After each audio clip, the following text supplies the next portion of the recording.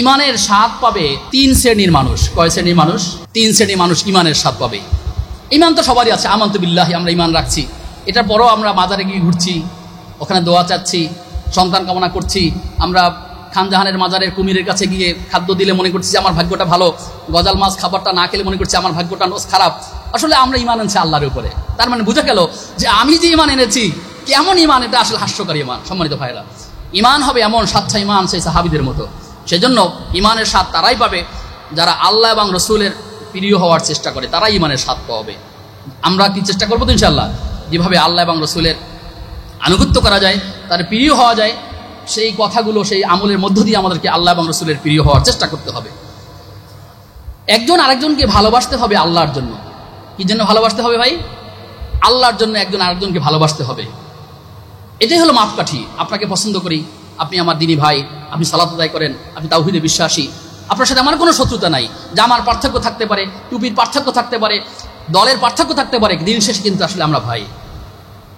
আল মুসলিমু আখুল মুসলিম, মুসলিম মুসলিম ভাই ভাই, আর হিন্দু হিন্দু ভাই ভাই। কিন্তু আমরা বলছি হিন্দু মুসলমান ভাই ভাই, এটি বক্তব্য সঠিক নয়। যাই হোক, ইমানের স্বাদ তো তারাই পাবে যারা আল্লাহর জন্য একে অপরকে ভালোবাসে। তৃতীয় হচ্ছে ইমানের স্বাদ তারাই পাবে যারা কুফরকে এভাবেই অপছন্দ করে, এভাবেই ঘৃণা করে যে মানুষটি একবার আগুন থেকে যেভাবে দূরে থাকে, আগুনকে যেমন খারাপ জানে, আগুনকে যেমন ঘৃণা জানে, ঠিক তেমনিভাবে একটা জাহালাত থেকে ফিরে এসে আলোর দিকে আবার পুনরায় সেই জাহালাতের দিকে ধাবিত হওয়াটাকে এইরকম মনে করে যেভাবে আগুনে ঝাঁপ দেওয়ার মতো।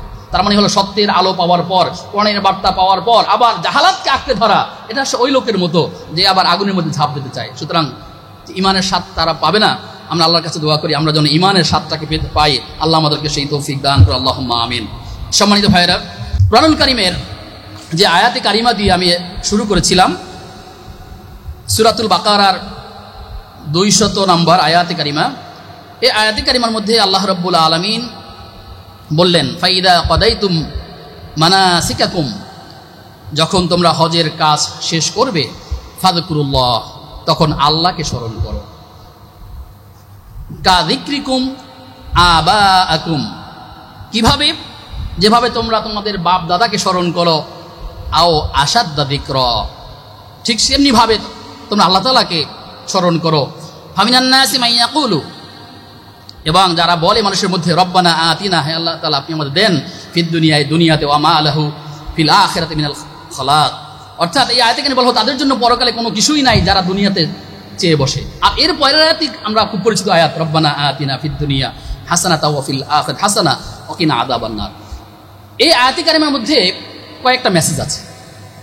সেটা হলো তাফসীর ইবনে কাসিরের মধ্যে বলা হয়েছে, যখন জাহিলি যুগের লোকেরা যখন হজ সম্পন্ন করত, তারা যখন হজ থেকে ফিরে যেত, তারা এমন একটা জায়গায় সবাই হাজির একত্র হয়ে তার বাপ দাদার প্রশংসা শুরু করত খুব বেশি বেশি, যে আমার বাবা এমন ছিলেন যে মানুষকে অতিথিপরায়ণ ছিলেন, খুব মেহমানদারি করতেন, আমার বাবা খুব ভালো কাজ করতো। এরকম তাদের বংশ যারা ছিলেন, সেই বাপ দাদা বা পিতৃপুরুষ যারা ছিল ঊর্ধ্বতন, তাদের বিষয়গুলো নিয়ে অনেক বেশি আলোচনায় মত্ত থাকতো।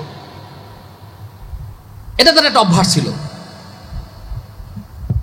তাফসীর আহসানুল বয়ানের মধ্যে বলা হয়েছে যে আরবের লোকেরা হজের পর তারা মিনায় মেলা বসতো, সেখানে পূর্বপুরুষদের কৃতিত্ব স্মরণ করত। আর মুসলিমদেরকে বলা হয়েছে তোমরা সেই পূর্বপুরুষদের মতো বাপদাদার কৃতিত্বকে স্মরণ না করে বরং আল্লাহ তাআলার জিকিরে মশগুল থাকো। এই আয়াতে কারিমার মধ্যে সেটাই বলা হলো, যখন তোমরা হজের কাজ শেষ করবে তখন তোমরা আল্লাহ তাআলাকে স্মরণ করো, তোমরা জাহিলিয়াতের মতো বাপ দাদার কর্মসমূহকে সামনে নিয়ে এনো না। আমরা এটা থেকে বুঝতে চাই যে আসলে তো আমরাও তো এরকম, হজ করে আসার পর আপনার সারা জীবন শুধু হজের কাহিনী, হজ করে আসার পর শুধু আপনার কেমনে হজে গেলেন, কিভাবে গেলেন, কি খাইলেন, কি দেখলেন, কি করলেন, এটাই নিয়েই তো মত্ত থাকা।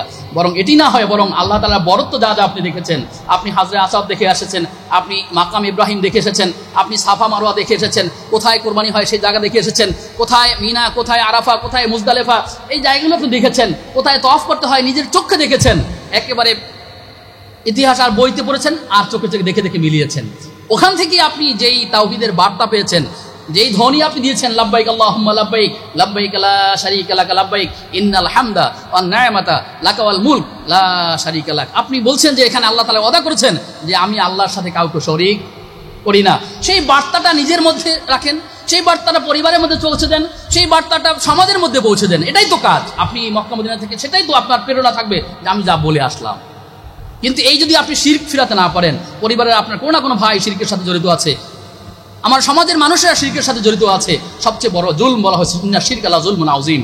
এই শিরক হচ্ছে সবচেয়ে বড় জুলম, শিরক হচ্ছে সবচেয়ে বড় অন্যায়, অথচ আমরা সেটার মধ্যে লিপিবদ্ধ আছি, আমরা সেটার মধ্যে লেগে আছি। সেজন্য এই হজ থেকে ফিরে এসে, ওমরা থেকে ফিরে এসে তার তাওহীদের বার্তাটা কি এটা আমরা গ্রহণ করার চেষ্টা করি। আল্লাহ আমাদেরকে সেই তৌফিক দান করুন, আল্লাহুম্মা আমিন। এবং বলা হলো যে তারা বলতো যে আল্লাহ আমাদেরকে তুমি দুনিয়ার দাও, দুনিয়ার কল্যাণ দান করো। অর্থাৎ তারা বলতো রব্বানা আতিনা ফিদ দুনিয়া, তাদের জন্য পরকালে কোনো অংশ নাই। যারা দুনিয়া চায় তারা পরকালকে কিছুই পাবে না। আর এর পরবর্তী আয়াতে বলা হলো রব্বানা আতিনা ফিদ দুনিয়া হাসানাতাও ওয়া ফিল আখিরাতি হাসানা ওয়া কিনা আযাবান নার। মুমিন তো তারাই যারা দুনিয়ায় থাইকা দুনিয়া চায় না, এ হলো মুমিন। আপনি মুমিন কি মুমিন না এটা পরীক্ষা করতে পারবেন যে দুনিয়ায় থাইকা আপনি কি দুনিয়ায় কামনা চান নাকি আপনি পরকাল চান। আপনি বলছেন আমাকে দুনিয়া এবং আখিরাতের কল্যাণ তুমি দান করো। আল্লাহ আমি দুনিয়া এবং আখিরাতের কল্যাণ যেদিকে হয় সেটাই দান করো। আমরা যখন দোয়া করি আল্লাহর কাছে, আমরা বলছি আল্লাহ আমার এই জিনিসটা দরকার, কিন্তু আমরা যদি দোয়াটা এমনভাবে বলি যে আল্লাহ এটা যদি আমার জন্য কল্যাণ হয় তাহলে তুমি আমাকে দাও, আর যদি কল্যাণ না হয় তুমি আমাকে দিও না, কারণ আমি জানি না আমার জন্য কল্যাণ হবে কিনা। সেই জন্য আমরা অনেক সময় চেয়ে বসি যে আল্লাহ আমার এই জিনিসটা খুব দরকার, আমার এই বাড়িটা হলে ভালো হইতো। কিন্তু হতে পারে যে আপনি আল্লাহ থেকে বাড়িটা চাই আনছে, আল্লাহ কোনোভাবে দিতে চাইনি, কিন্তু আপনি চেয়ে নিয়ে আসছেন, হয়তো ওই বাড়িটাই ভূমিকম্প ধ্বংস হয়ে গেছে, তখন খুব মন খারাপ, বাড়িটা কেন কিনলাম, বাড়িটা কেন করলাম। এই জন্য আল্লাহর কাছে বলা উচিত আল্লাহ আমার যেটা কল্যাণ হয় দুনিয়াতে, আমার যেটা আখিরাতে কল্যাণ হয়, তুমি আমাকে ঠিক সেইভাবেই পরিচালিত করো, এটার মধ্যেই কল্যাণ রয়েছে। এই জন্য আমরা আল্লাহর কাছে দোয়া করবো আল্লাহ ওইভাবে আমাকে পরিচালনা করো যেটা দুনিয়া বা আখিরাতের কল্যাণ হয়ে থাকে। রাসূল সাল্লাল্লাহু আলাইহি ওয়াসাল্লাম তিনি আল্লাহ তাআলার কাছে যতগুলো দোয়া করতেন অধিকাংশ সময় সাহাবী আনাস ইবনে মালিক তিনি বলেছেন যে আমি দেখেছি রাসূল সাল্লাল্লাহু আলাইহি ওয়াসাল্লাম প্রায় সময়ই তিনি এই রব্বানা আতিনা ফিদ দুনিয়া হাসানাতাও ওয়া ফিল আখিরাতি হাসানা ওয়া কিনা আযাবান নার এই দোয়াটা বেশি বেশি করতেন। তার মানে হলো আমরা মনে করছি এটা ছোট্ট দোয়া, হুজুর আমার নাম নিয়ে একটু দোয়া করেন, হুজুর আমার বাবার নাম নিয়ে একটু দোয়া করেন, হুজুর আমার বংশের কথা বলে একটু দোয়া করেন। আরে ভাই একটা আয়াতে কারিমার মধ্যে সব কথাই তো বলা আছে। আপনি যখন তওয়াফ করছেন, আপনি রুকনে ইয়ামিনী থেকে আপনি হাজরা আসাদ যখন আসছেন, আপনি দোয়া করছেন আল্লাহর কাছে রব্বানা আতিনা ফিদ দুনিয়া হাসানাতাও ওয়া ফিল আখিরাতি হাসানা ওয়া কিনা আযাবান নার। হে আল্লাহ তুমি আমাকে কল্যাণ দান করো দুনিয়া এবং আখিরাতে। এর চেয়ে বড় দোয়া আর কি থাকতে পারে? সম্মানিত ভাইরা, আমরা যেন বিষয়টি মনে রাখার চেষ্টা করি। আল্লাহ তাআলার কাছে আমরা দোয়া করব, আল্লাহ তাআলার কাছে আমরা সবকিছু চাইবো, আল্লাহ তাআলা আমাদেরকে দিবেন ইনশাআল্লাহ তাআলা। আমরা যে ইবাদত বন্দি করব, কতক্ষণ করব? আমরা ইবাদত করব একেবারে মৃত্যু পর্যন্ত। ওয়াবুদ রাব্বাকা হাত্তা ইয়াতিয়াকাল ইয়াকিন, মৃত্যু আসা পর্যন্ত আমরা আল্লাহ তাআলার ইবাদত করতে থাকবো। এমন না যে আসলে এখান থেকে কোনো ছাড় আছে, ইবাদত করতেই হবে আমাকে। আল্লাহ তাআলার আনুগত্য করার চেষ্টা করতে হবে, রাসূল সাল্লাল্লাহু আলাইহি ওয়াসাল্লামের পদ্ধতিতে আনুগত্য করার চেষ্টা করতে হবে এখন পর্যন্ত, মৃত্যু পর্যন্ত। কিন্তু আমাদের সমাজের অনেক ভাই তারা বলছেন যে আসলে তাদের ইবাদত লাগে না, একটা পর্যায়ে গিয়ে তারা মারেফাত করেন, একটা পর্যায়ে গিয়ে আল্লাহকে চিনে ফেলেছেন, তাদের আর নাকি ইবাদত করা লাগে না, একক তো নামাজ, একটা রোজা, এরকম অনেক করলে সারা কি জিনিস বলে যে এরকম করে মানুষরা বিভ্রান্ত। আমাদের মুসলিম ভাই সে দাবি করে মুসলিম, কিন্তু আসলে সে কিন্তু বিভ্রান্ত, কারণ সে ইবাদত থেকে অনেক দূরে চলে গেছে। আমরা ওই বয়ানটাও তো শুনেছি, একজন বলছে না কলেমা কালামো ভাই কোনো কিছুর দরকার নাই, কলেমা কালামো ভাই কোনো কিছুর দরকার নাই, আমার গাউসে পাকের গুণগীতি গাইও। শুনছেন না শোনেন নাই? শুনেছেন কিনা? একটা ভিডিও ভাইরাল হচ্ছে দেখবেন।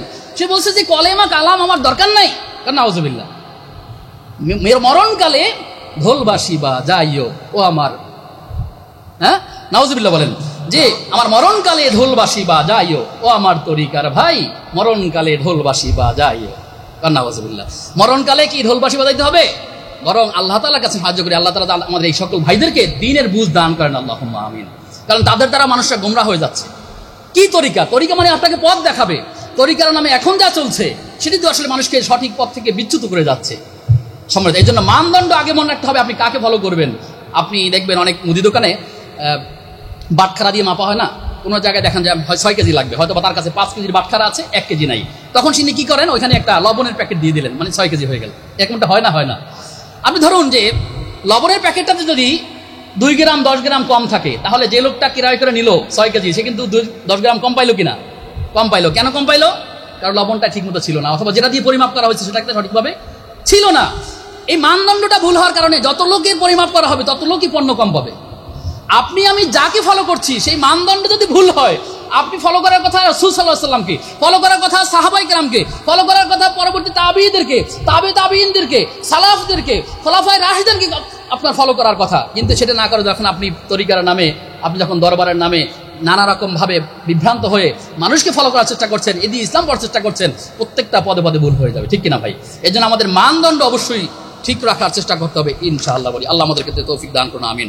সম্মানিত ভাইরা, তো বলছিলাম যে আসলে আমাদের যে কাজগুলো আছে, ইবাদত করতে হবে মৃত্যু পর্যন্ত, কোনো ছাড় হবে না। একবারে যখন মৃত্যু আসে তখনও করতে হবে। রাসূল সাল্লাল্লাহু আলাইহি ওয়াসাল্লামের একটা হাদিস আমরা প্রায় বৃক্ষরোপণের সময় শুনে থাকি, যে নবী সাল্লাল্লাহু আলাইহি ওয়াসাল্লাম বলেছেন, যদি তুমি শোনো যে একটু পরে তোমার কিয়ামত, একটু পরেই কিয়ামত হয়ে যাচ্ছে, কিয়ামত যদি এসে যায়, ঠিক এই মুহূর্তে যদি তোমার হাতে একটা গাছের চারা থাকে, সেই গাছের চারাটাও তুমি রোপণ করো।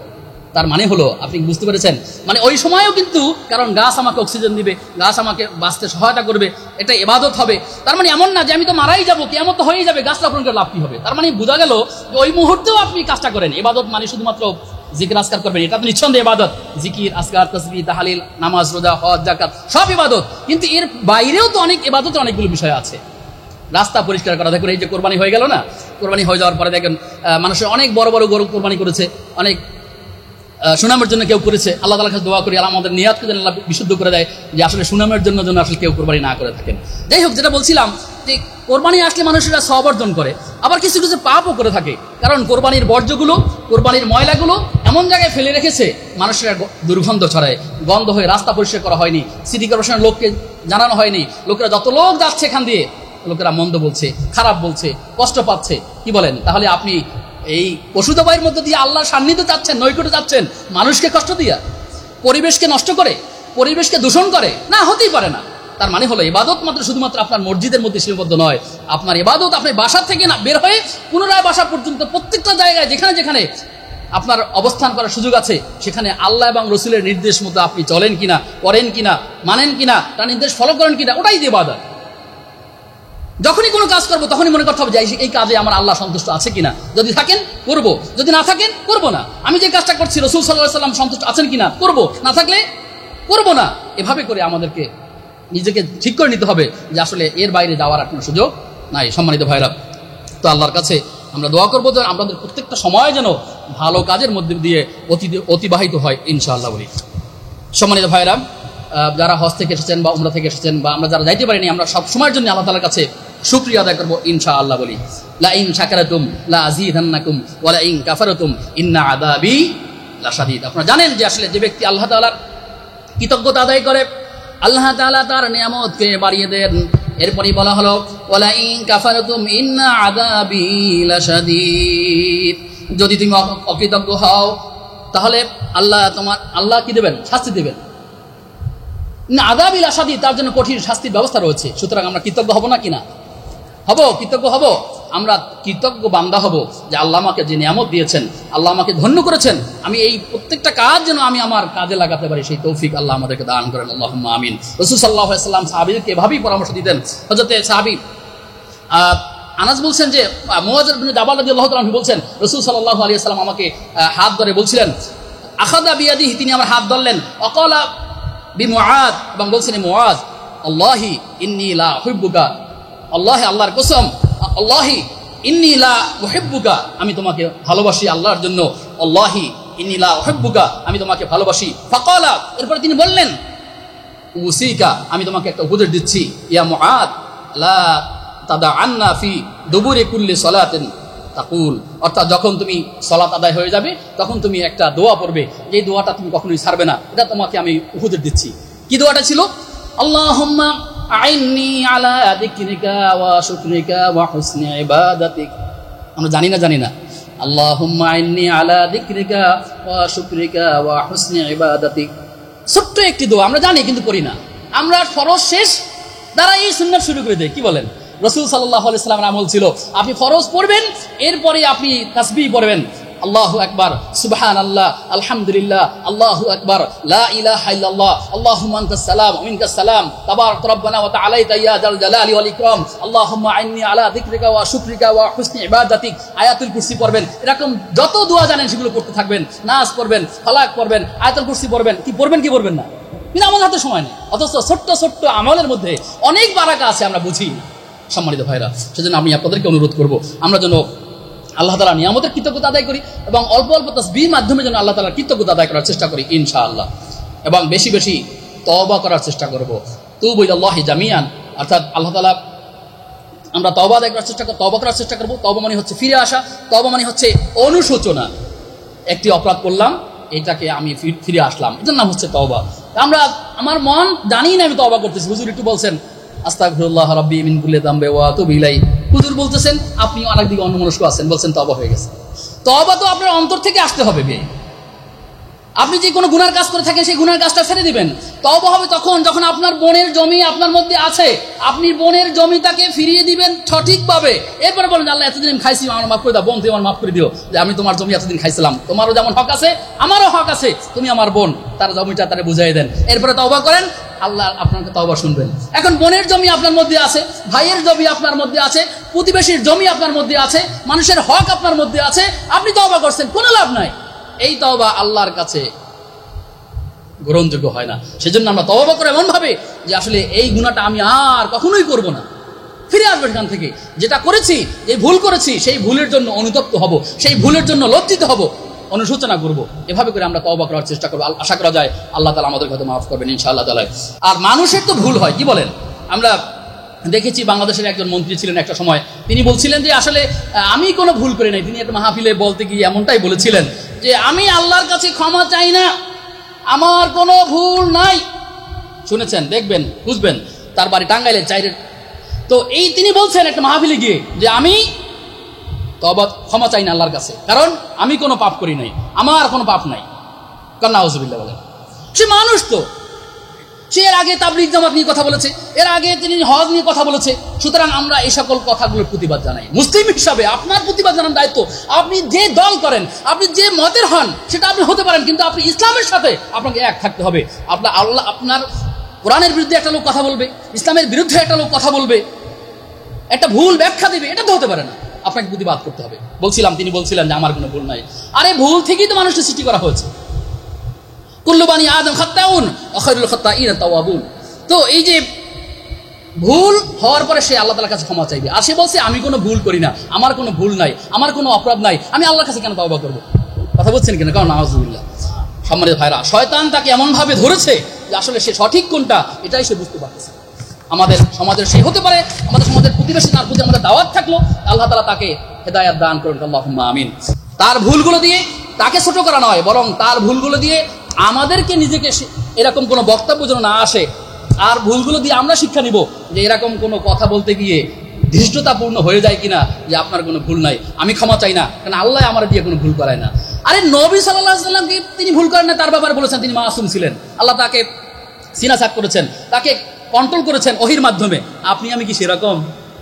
আর আপনি বলে দিবেন আপনি জাতির রাহবার, আপনি একজন মন্ত্রী। কথা বলছেন কিনা? এই বেফাস কথা বলার কারণে তারা মন্ত্রিত্ব গিয়েছিল। সেই কথাগুলো বলছে এই জন্যে যে আসলে আমরা যেন এরকম বেফাস কথাবার্তা না বলি। আমরা মানুষ, আমাদের ভুল হয়, ভুল হলে আল্লাহ তাআলার কাছে অবস্থা করবো, আল্লাহ আমাদেরকে তুমি মাফ করে দাও, আল্লাহ তুমি আমাকে ক্ষমা করো। সম্মানিত ভাইরা, আমরা মানবীয় গুণাবলীগুলো অর্জন করার চেষ্টা করবো ইনশাআল্লাহ। বলি কোন গুণাবলী? মানবীয় গুণাবলী। মানবীয় গুণাবলী অর্থাৎ মানুষত্ব যার মধ্যে আছে, এই গুণগুলো, পশুত্ব নয়, প্রশংসনীয় গুণাবলীগুলো অর্জন করার চেষ্টা করবো ইনশাআল্লাহ। আমরা আমলে সালেহ বেশি বেশি করার চেষ্টা করবো। কোরআনুল কারীমে সূরা হুদ আল্লাহ তাআলা বলছেন ইল্লাযীনা সাবারু ওয়া আমিলুস সালিহাত, অর্থাৎ যারা সবর করে এবং সাথে সাথে নেক আমল করে। আমাদেরকে বেশি বেশি নেক আমল করার কথা বলা হয়েছে, নেক আমল করবো আমরা। সূরা আসরের মধ্যে তো বলা হলো ইন্নাল ইনসানা লাফি খুস, সকল মানুষ ক্ষতিগ্রস্ত। ইল্লাল্লাযীনা আমানু, যারা ঈমান এনেছে, ওয়া আমিলুস সালিহাত, এবং যারা নেক আমল করেছে, তারা ক্ষতিগ্রস্ত নয়। ওয়াতাওয়াসাউ বিল হাক্কি ওয়াতাওয়াসাউ বিস সাবর, যারা নিজেরা সৎ এবং পথের উপরে থাকে, ধৈর্যের উপরে থাকে, ধৈর্যের পালন করার চেষ্টা করে, অন্যকে এই ধৈর্যের উপদেশ দেয়, অন্যকে এই সবরের উপদেশ দেয়, সৎ পথের উপদেশ দেয়, সৎ কাজের আদেশ দেয়, অসৎ কাজ থেকে নিষেধ করার চেষ্টা করে। এই যে বিষয়গুলো আছে, আমরা আল্লাহ তাআলার কাছে দোয়া করি আল্লাহ যেন আমাদেরকে ভালো কাজের সাথে রাখেন, আল্লাহুম্মা আমিন। সম্মানিত ভাইরা, এরপর আমরা বলছি কোনো আমলকেই যেন আমরা তুচ্ছ না করি, ছোট মনে না করি, গর্ব অহংকার না করি। আপনি হজ থেকে এসেছেন, এর মানে এই না আপনি একেবারে পবিত্র হয়ে গেছেন, এটা মনে করার কারণ নাই। যদিও বলা হয়েছে যদি যার হজ কবুল হবে সেই লোকটা এমন যে পৃথিবীতে জন্ম হলো যে নিষ্পাপ শিশুর মতো দুনিয়া এসে বসবাস করছে, কিন্তু আপনি কি আমি নিশ্চিত যে আমার গুনাহ নাই? আপনি এসেই একেবারে বললেন যে আমি তো হজ করে আসছি, সব মাফ করে আসছি আল্লাহ থেকে, এবারে আবার নতুন জীবন শুরু হলো। নতুন জীবন শুরু হবে সেটাই যে আপনি ওখানে যে বার্তা নিয়ে এসেছেন, এই বার্তা দিয়ে আগামী সময়গুলো আপনি কাটাবেন, সেই জন্য কাজে লাগাইতে হবে। কিন্তু আমরা সেটা করি না। আমরা মনে করি যে কেউ কেউ মনে করে আমি নামার আগে হাজি লাগাইতে হবে। কোনো একটা চিঠি আসলো, চিঠির সামনে হাজি লিখলেন না, বলছে তুমি এতটুকুন শিখলা না, একটু হাজি লাগাইতে হয়, এই শব্দটা লিখতে তোমাদের কলমের কালি খরচ হয়। বুঝতে পেরেছেন? তার মানে হলো সম্মান তো আল্লাহ দিয়েছেন, কিন্তু এবাদতটাকে কেন নামের আগে বসাইতে হবে ভাই? এটা তো একটা ইবাদত।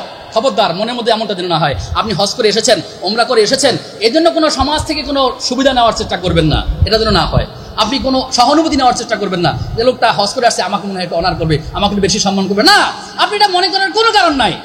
আমি মানুষ হিসেবে মনে হয় আমি নিকৃষ্ট, আমি সবার চেয়ে নিকৃষ্ট, আমার অনেক ভুল আছে, আল্লাহ তুমি তো আমার জানো অন্তরের খবর, এভাবেই মনে করতে হবে। আর যখনই আপনি মনে করবেন যে আমার তো কোনো গুনাহ নাই, আমি হচ্ছি ভালো মানুষ, তাহলে দেখবেন যে প্রত্যেকটা পদে পদে প্রত্যেকটা জায়গায় জায়গায় আমাদের ভুল হতে থাকবে। সেজন্য আপনাকে সবসময় আমি নিজেকে অন্যের চাইতে ছোট মনে করবো।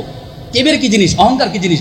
নিজের অন্যকে চাইতে নিজেকে বড় করার চেষ্টা করা, অন্যের চাইতে নিজেকে ভালো মনে করার চেষ্টা করা। আর কেবের কার কাছে আছে? যদি অহংকার আপনি আছে কিনা বুঝবেন কেমনে? রাসূল সাল্লাল্লাহু আলাইহি ওয়াসাল্লাম বলেছেন আপনি যদি সালাম দেন তাহলে আপনি অহংকার থেকে মুক্ত থাকতে পারবেন। কিন্তু আমাদের কয়জন লোকের অভ্যাস আছে যে আমরা সালাম দেওয়ার আগে আগে? খুব কম লোকের অভ্যাস আছে। সেজন্য আমরা সালামের প্রচলন ঘটাবো যদি আমরা অহংকার থেকে বাঁচতে চাই, অহংকার থেকে মুক্ত থাকতে চাই। আর আল্লাহ তাআলার কাছে দোয়া করবো, আল্লাহ যে আমলটা করেছি যতটুকুন হয়েছে এই আমল যেন তুমি কবুল করো, আল্লাহুম্মা আমিন। আমল করলেই কবুল হয়ে যাবে বিষয়টা এরকম না। আমল কবুলের জন্য আল্লাহর কাছে বারবারই বলার চেষ্টা করতে হবে, আর সাথে সাথে বেশি বেশি দোয়া করার চেষ্টা করতে হবে। ক্বালা রাব্বুকুম উদউনি আস্তাজিব লাকুম, তোমরা আমাকে ডাকো আমি তোমার ডাকে সাড়া দেব। উদউনি আস্তাজিব লাকুম, তোমরা আমাকে ডাকো আমি তোমার ডাকে সাড়া দিব। অবশ্যই যেন আমরা আল্লাহ তাআলার কাছে ডাকতে পারি। আল্লাহ আমাদেরকে সেই তৌফিক দান করুন, আল্লাহুম্মা আমিন। রাসূল সাল্লাল্লাহু আলাইহি ওয়াসাল্লাম বলেছেন যে আল্লাহ তাআলা বান্দার কাছে এমন, কেউ যদি মনে করে যে সে যদি এক বিঘত এগিয়ে যায় তখন আল্লাহ তাআলা তার কাছে এক হাত এগিয়ে যায়। কেউ যদি এক হাত এগিয়ে যায় আল্লাহ তাআলা তার কাছে জেরা হাত এগিয়ে যায়। কেউ যদি আল্লাহর সাথে হেঁটে চলে আল্লাহ তাআলা তার কাছে দৌড়ে যায়। কোন সুবহানাল্লাহ। তার মানে হচ্ছে আল্লাহর সাহায্য সবসময় কামনা করতে হবে, আর আল্লাহর সাহায্য আসবেই আমাদের উপরে। এভাবেই চিন্তা করে আল্লাহ আমি ইমানটা ওইভাবেই হবে, তাওয়াক্কুলটা ওইভাবেই হবে যে আমি যত বিপদে থাকি না কেন আমার আল্লাহর সাহায্য আসবেই। এভাবে করে আল্লাহ তাআলার কাছে আমাদের দোয়া করার চেষ্টা করতে হবে। সম্মানিত ভাইরা, যে এই কথাগুলো শুরু থেকে বলার চেষ্টা করেছি, এখানে মৌলিকভাবে 8টি কথা বলেছি যে হজ পরবর্তী সময়ে আমাদেরকে যে কথাগুলো মনে রাখার চেষ্টা করতে হবে, আমাদের পালন করার চেষ্টা করতে হবে, তা হচ্ছে আল্লাহর ইবাদত এবং জিকিরের মধ্যে মশগুল থাকা, নিয়মিত আল্লাহ তাআলার কৃতজ্ঞতা আদায় করা, শুকরিয়া আদায় করার চেষ্টা করা, বেশি বেশি তাওবা এবং ইস্তেগফার করার চেষ্টা করা। নাম্বার 4, মানবীয় গুণাবলীগুলো অর্জন করার চেষ্টা করা। নাম্বার 5 হচ্ছে আমলে সালেহ বেশি বেশি করার চেষ্টা করা। নাম্বার 6, আমলের কারণে নিজেকে কখনো অহংকারী মনে না করা। নাম্বার 7 হচ্ছে আমল কবুল না হওয়ার জন্য ভয়ে থাকা। সাহাবায়ে কেরাম ভয়ে থাকতেন যে আমার আমলটা কবুল হয় কিনা। ঈদের দিনে তারা কান্না করতেন, আল্লাহ আমি রোজা রাখলাম কবুল হলো কিনা, আল্লাহ এভাবে করে পেরেশান থাকতেন। আর আমরা তো আনন্দে ঘুরে বেড়াই। আর বেশি বেশি দোয়া করবার চেষ্টা করা। আল্লাহ তাআলার কাছে আমরা দোয়া করি আল্লাহ তাআলা যেন আমাদেরকে সবসময়ের জন্য ঈমানের পথে থাকার তৌফিক দান করেন, আল্লাহুম্মা আমিন। সেই সাথে আরও কিছু পরামর্শ আছে, আমরা তো বলার সুযোগ হয়নি, যে যখন কেউ সফর থেকে আসবেন, সেটা উমরা কিংবা হজ বা যে কোনো জায়গা থেকে, সফর থেকে আসলেই বাসায় ঢোকবার আগে 2 রাকাত সুন্নাহ আদায় করার চেষ্টা করবো ইনশাআল্লাহ। দিনের পথে যেন আমরা অটল থাকি, সেজন্য আল্লাহ তাআলার কাছে আমরা দিনের পথে অটল থাকার জন্য দোয়া করব।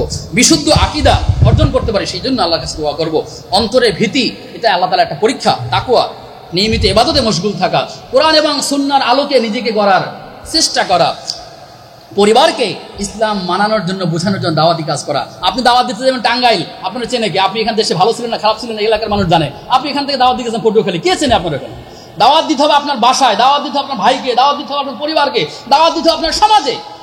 এটাই দাওয়াত দিতে হবে সম্মানিত ভাইরা। সেজন্য আমরা এগুলো বোঝার চেষ্টা করব। আমরা হালাল রুজি রোজগারে অভ্যস্ত হব চেষ্টা করব, পাপ থেকে দূরে থাকার চেষ্টা করব। আল্লাহর সাথে যে ওয়াদা করে আসছে বা আমরা যারা আল্লাহর সাথে ওয়াদা করছি, আমরা যেন আল্লাহ তাআলার সেই ওয়াদাগুলো পূরণ করার চেষ্টা করি। পাপ কাজগুলো যেন ছেড়ে দেই, তাওয়াক্কুল করি, জ্ঞান অর্জন করার চেষ্টা করি, নিয়মিত আমলগুলো রাখার চেষ্টা করি। আল্লাহ তাআলা এভাবে আমাদের এগিয়ে যাওয়ার তৌফিক দান করুন, আল্লাহুম্মা আমিন। আর আপনারা যারা দিনের ভিত্তিতে, আপনি আমার ভাই, আলেম ওলামাদেরকে সম্মান করবেন। কথা বলছেন কিনা? আমরা বেশ কয়েকটা বিষয় দেখলাম, ঈদের দিনে একজন ইমামকে হত্যা করা হয়েছে। আপনারা দেখেছেন মিডিয়াতে, দেখেছেন কিনা?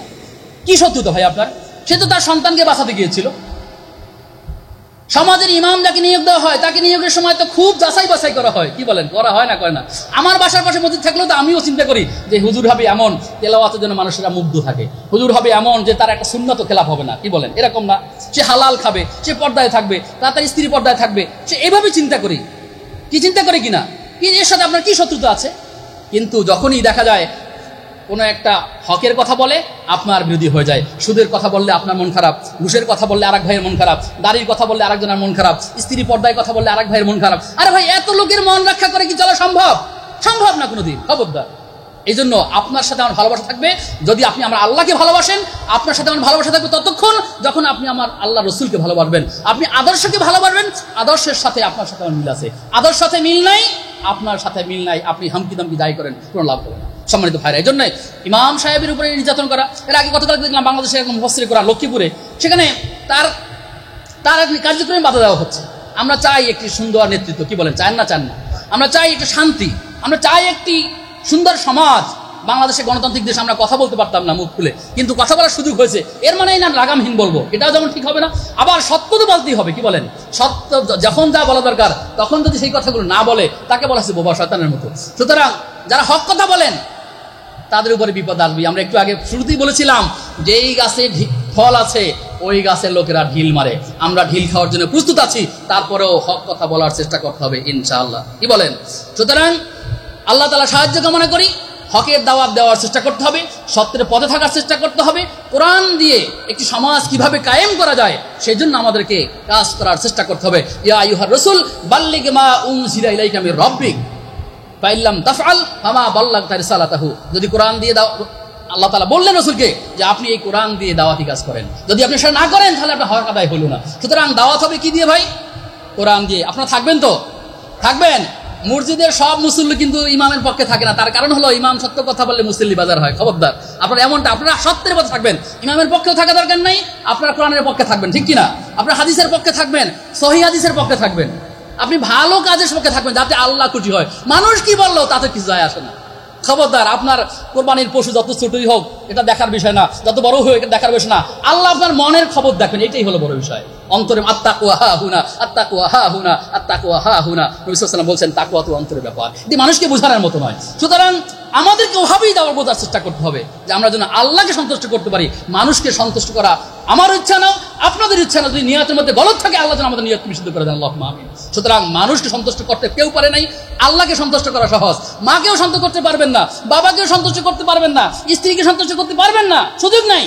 বরং আল্লাহকে সন্তুষ্ট করা সহজ। আমরা খুব সহজেই আল্লাহকে সন্তুষ্ট করতে পারলে সেটাই হচ্ছে আমার আপনার জীবনের জন্য সবচেয়ে বড় চাওয়া পাওয়া। আল্লাহ তাআলার কাছে আমরা সেভাবেই নিজেকে গড়ার বোঝার চেষ্টা করি। আল্লাহ আমাদেরকে সেই তৌফিক দান করুন, আল্লাহুম্মা আমিন। যারা বোনেরা এসেছেন তাদের প্রতি আমাদের আহ্বান থাকবে, আমরা যে কথাগুলো কমন কথাগুলো, এগুলো তো পুরুষদের জন্য, মা বোনদের জন্য কমন কথা হচ্ছে আপনারা পর্দায় থাকবেন, স্বামীর যারা বিবাহিত তারা স্বামীর আনুগত্যের মধ্যে থাকার চেষ্টা করবেন, সন্তান সম্পদ তার আপনার মালামাল হেফাজতে রাখবেন। আরও অনেক বিষয় যদি সুযোগ হয় কখনো বলার চেষ্টা করবেন ইনশাআল্লাহ। আল্লাহ তাআলার কাছে দোয়া করি আল্লাহ তাআলা যে কথাগুলো অল্প সময় আমাকে বলার তৌফিক দিয়েছেন, এই কথাগুলো যেন আমরা পালন করতে পারি, আমি পালন করতে পারলে আমাদেরকে সেই তৌফিক দান করুন, আমিন। আপনারা যারা শুনেছেন আপনাদেরকেও ওই কথাগুলো মানার, বোঝার, পালন করার তৌফিক দান করুন, আমিন। সুবহানাকাল্লাহুম্মা ওয়া বিহামদিকা আশহাদু আল্লা ইলাহা ইল্লা আনতা আস্তাগফিরুকা ওয়া আতুবু ইলাইক। যারা সুন্নাত পড়েন